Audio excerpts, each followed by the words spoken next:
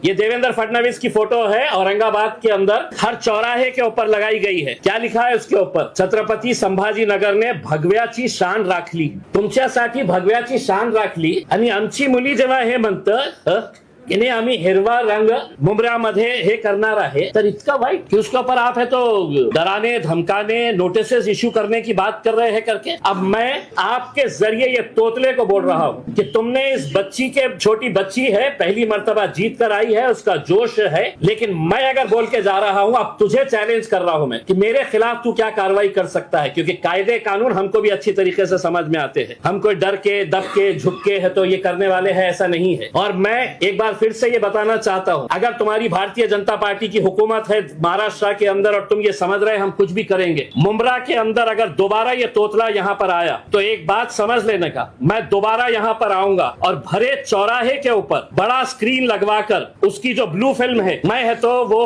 Film है तो भरे चौराहे के ऊपर दिखाऊंगा। तुम हमको सिखा रहे हो, तुम्हारा खुद का चरित्र क्या है तुम देखिएगा। और तुम ये समझ रहे होंगे कि भाई मैं आऊंगा, आके है तो यहाँ पर पुलिस वालों के ऊपर दबाव देकर चला जाऊंगा करके, तो इनकी पार्टी गुंडे और मवालियों से भरी पड़ी हुई है। पुलिस अगर इनको कंट्रोल नहीं कर सक रही है तो आप हमारे ऊपर दबाव डालेंगे कि नहीं साहब ये आया था, कौन है, उसका वजूद क्या है, क्या ये। इस बच्ची के ऊपर जिस तरीके से, उनके परिवार के ऊपर जिस तरीके से प्रेशर लाया जा रहा था, उसमें हमने कहीं पर भी आज हमने मीटिंग लेकर ये कहा है कि देखिए हमारी जीत हुई है, हमें लोगों ने है तो आवाम ने है तो कबूल किया है, एक्सेप्ट किया है। हमारे अंदर ह्यूमिलिटी होनी चाहिए, हमने लोगों का धन्यवाद अदा करना चाहिए।